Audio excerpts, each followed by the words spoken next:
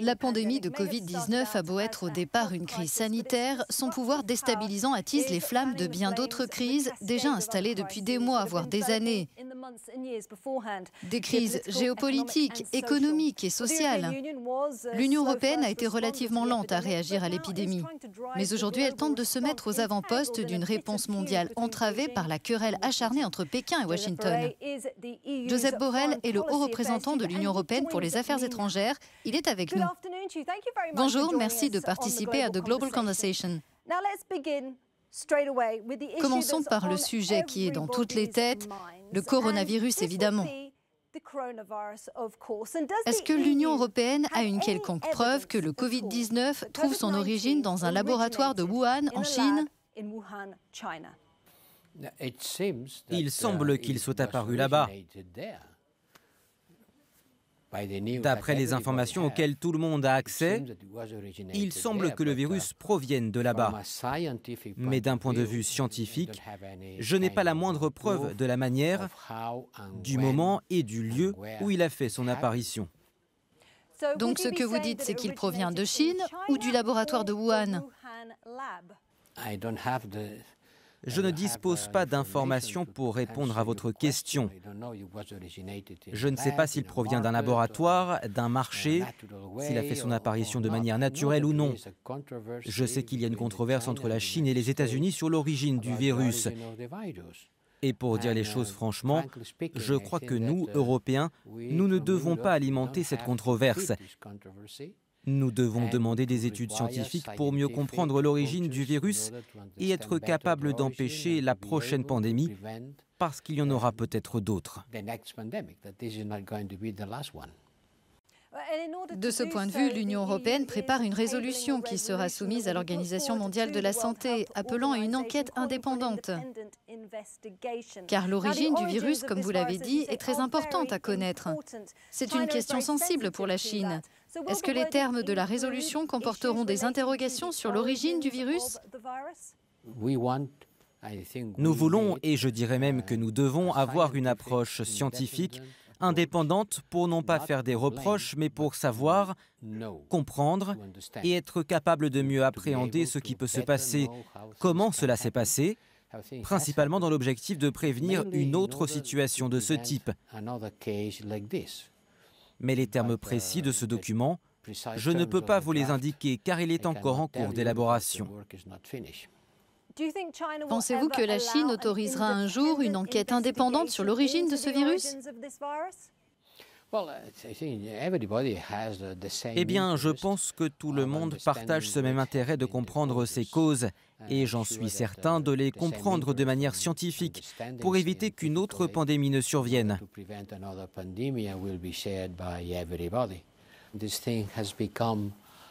Cette question est devenue un sujet de controverse et cela va empoisonner les relations entre la Chine et les États-Unis. Je crois que nous devons aborder les choses avec une approche rationnelle, logique et scientifique. Vous dites que cela empoisonne les relations entre la Chine et les États-Unis, mais qu'en est-il de la Chine et de l'Union européenne, puisque vous avez reconnu avoir subi la pression de la Chine pour que vous atténuiez des formulations sur la désinformation ? Il y a eu aussi un communiqué signé par 27 de vos ambassadeurs européens, où l'évocation de l'origine du virus a été retirée par la censure d'État chinoise. Dans ce contexte, diriez-vous que vos relations avec la Chine sont fondées sur le respect et la confiance ?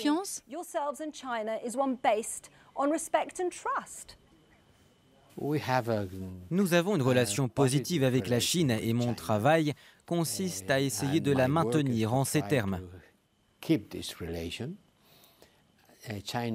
La Chine est une puissance à de nombreux points de vue. Nous avons une relation complexe du fait de ses multiples dimensions.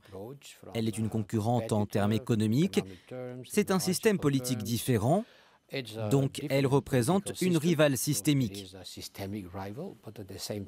En même temps, nous nous retrouvons sur certains sujets comme le changement climatique et le multilatéralisme. Et puis, nous avons une relation économique et commerciale forte avec la Chine. Donc, nous devons aborder la Chine de différents points de vue. Mais cela ne nous empêche pas de dire ce que nous avons à dire.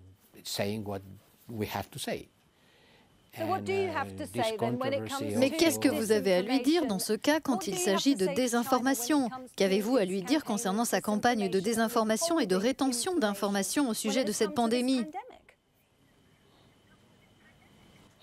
Ce que nous devons dire, c'est ce que nous avons dit dans le rapport que vous connaissez, puisqu'il a été rendu public. Et dans ce rapport, nous avons listé une série de questions et certaines indications que nous considérons comme de la désinformation. Et nous avons publié ce rapport à ce sujet et nous n'avons rien caché. Et je crois que c'est une prise de position importante qui expose les problèmes de désinformation auxquels nous faisons face, pas seulement venant de la Chine, mais aussi de la Russie et de nombreuses autres sources que nous ne pouvons pas identifier. Mais aujourd'hui, nous souffrons d'une épidémie d'information, pourrait-on dire, d'une énorme quantité d'informations qui sèment la confusion chez les gens et qui requiert de grands efforts de notre part pour expliquer la réalité des choses.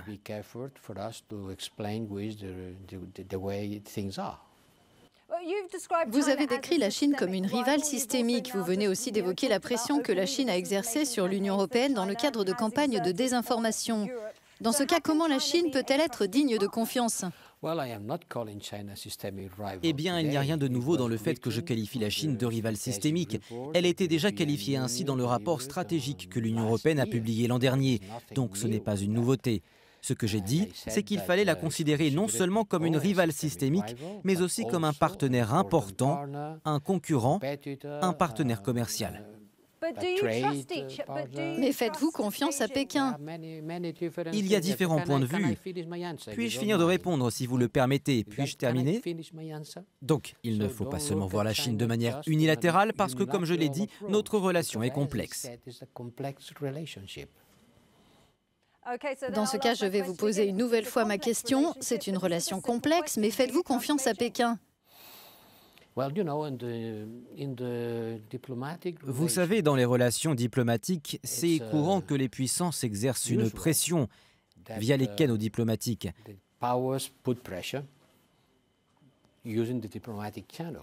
Quand un pays est mécontent, il nous le dit et nous faisons la même chose.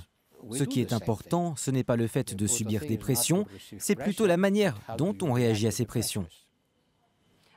Et comment réagissez-vous à ces pressions? Avez-vous cédé à la pression chinoise? Non. Concernant ce que vous évoquez sur les informations présentées par mes services, pas du tout. Nous continuons de dire exactement la même chose que ce qui était évoqué dans le rapport de travail que nous avons utilisé en interne. Je vous dirais simplement, lisez-le et vous verrez.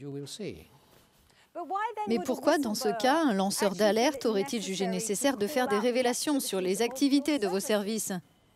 Eh bien oui, je pense que nous avons fait le nécessaire, mais peut-être que ce n'était pas suffisant. Dans quelle mesure? Vous savez, la manière dont mes services travaillent en interne est une question interne. Ok, mais ma question c'était, pourquoi un lanceur d'alerte au sein de vos services aurait-il jugé nécessaire d'affirmer que vous atténuiez votre réaction à la campagne de désinformation menée par la Chine? Je crois que sur cette question, j'ai déjà dit ce que j'avais à dire. Eh bien, avançons et évoquons les relations entre vos services en tant que haut représentant de l'UE pour les affaires étrangères et Donald Trump.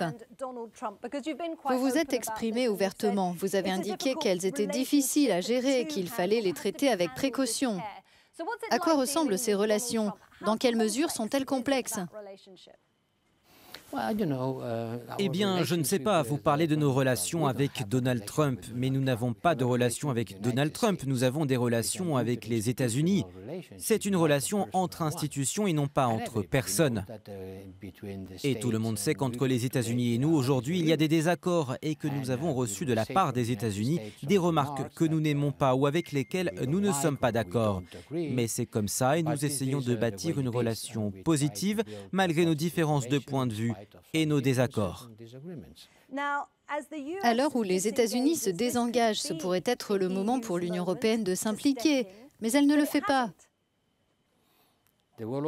L'ordre mondial était très dégradé avant la pandémie. Le multilatéralisme était en difficulté, principalement parce que les États-Unis s'étaient retirés de l'approche multilatérale des problèmes de la planète. Mais il est clair que l'ordre mondial actuel, on ne peut plus le qualifier d'ordre, il ne correspond plus à la répartition réelle du pouvoir. Cette répartition est d'ailleurs très différente de celle qu'il y avait à la fin de la Seconde Guerre mondiale, lors de la mise en place de cet ordre mondial où les États-Unis ont pris le leadership. Je crois qu'aujourd'hui, nous vivons dans un monde désordonné et nous devons construire un nouveau multilatéralisme dans lequel l'Union européenne pourra jouer un rôle important.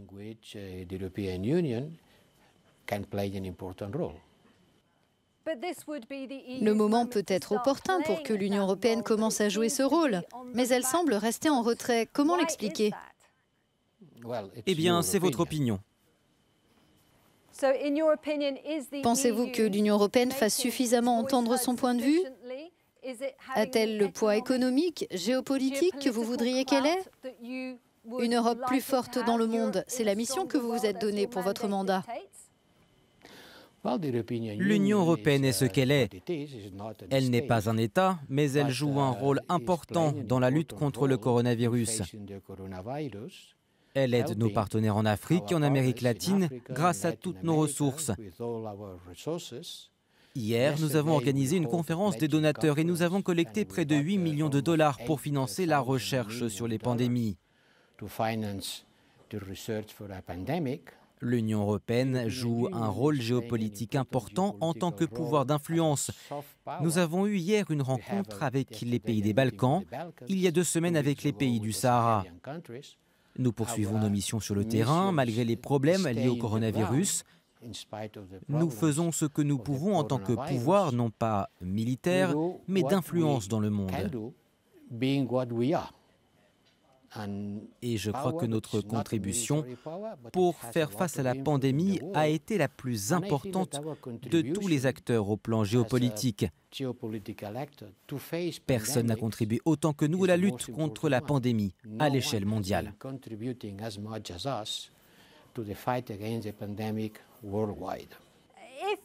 Si l'Union européenne veut maintenir son influence à l'extérieur, elle a besoin d'unité sur son sol. Je voudrais à présent aborder plusieurs sujets internes.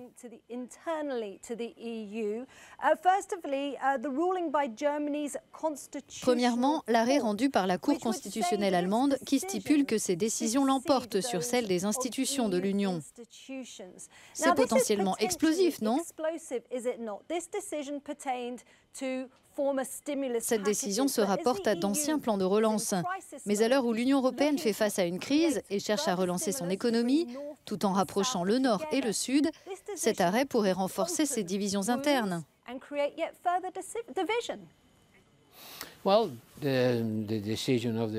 La décision de la Cour constitutionnelle allemande doit être respectée car nous respectons toutes les décisions prises par les instances judiciaires des pays démocratiques. Mais cela ne nous empêche pas d'exprimer notre désaccord. Et il est certain que cet arrêt de la Cour allemande soulève des interrogations sur le rôle de la Banque centrale européenne.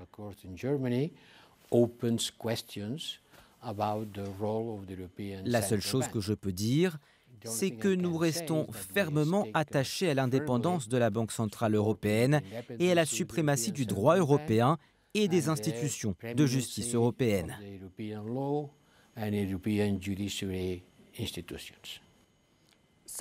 Vous allez donc peut-être vous retrouver en opposition frontale avec la Cour constitutionnelle. Or, c'est une décision de justice. Il est certain que cet arrêt de la Cour constitutionnelle pose un problème auquel nous allons devoir faire face. Quand l'Europe a été touchée par la pandémie, la solidarité a semblé limitée. Il est vrai que l'Union n'a pas de compétences en matière de santé. Mais cette pandémie a soulevé cette question, à savoir si l'Union ne devrait pas être capable de se substituer aux États souverains en termes de santé publique. Y seriez-vous favorable ?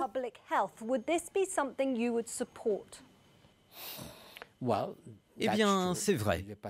La pandémie interroge sur la meilleure manière d'organiser les systèmes de santé publique. La santé est devenue un enjeu de sécurité au plan intérieur et extérieur. Quand on parle de sécurité et de défense, il faut aujourd'hui ajouter la santé dans ces questions de sécurité.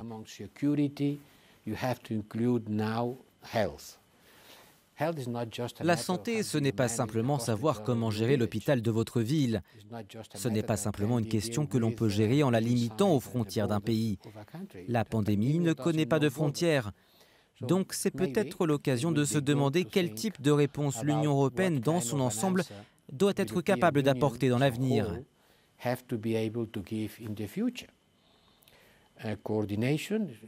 Elle peut agir par la coordination, la constitution de stocks de ressources essentielles au niveau européen parce que nous avons besoin d'avoir des stocks de sécurité. Cela n'a pas de sens que chaque pays ait son propre stock. Il nous faut un stock européen et la situation serait bien meilleure pour tout le monde. Mais c'est quelque chose dont nous devons discuter.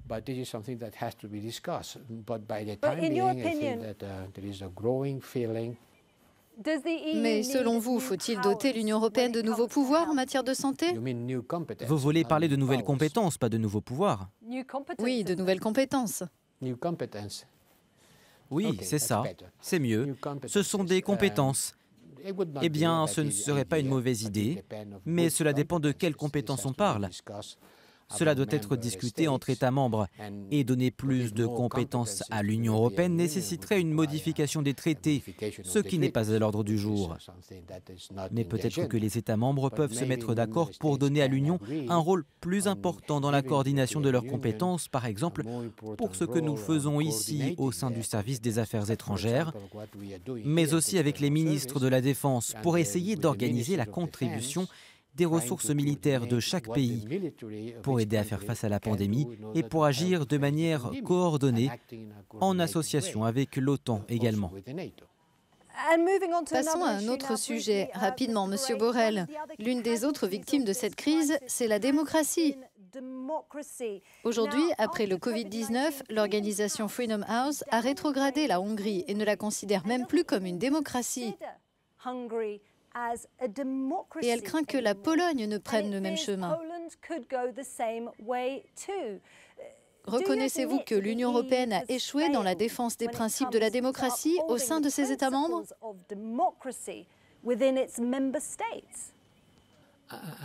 Je suis désolé de vous dire cela, mais vous avez une vision du monde qui est un peu dramatique.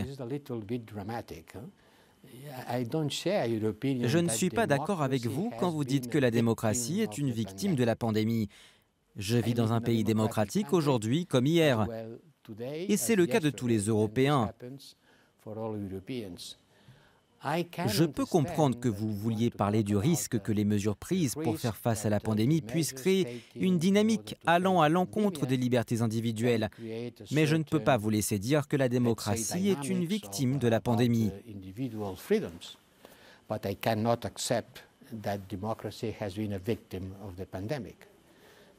Concernant la Pologne et la Hongrie, il y a déjà eu une décision prise par la Commission au sujet de la Pologne. Et les services de la Commission sont en train d'analyser comment nous devons réagir à l'égard de la Hongrie. Enfin, je voudrais dire très clairement que l'Union européenne restera une union démocratique, fondée sur le respect de l'état de droit et les valeurs démocratiques. Et il en sera ainsi avec ou sans pandémie.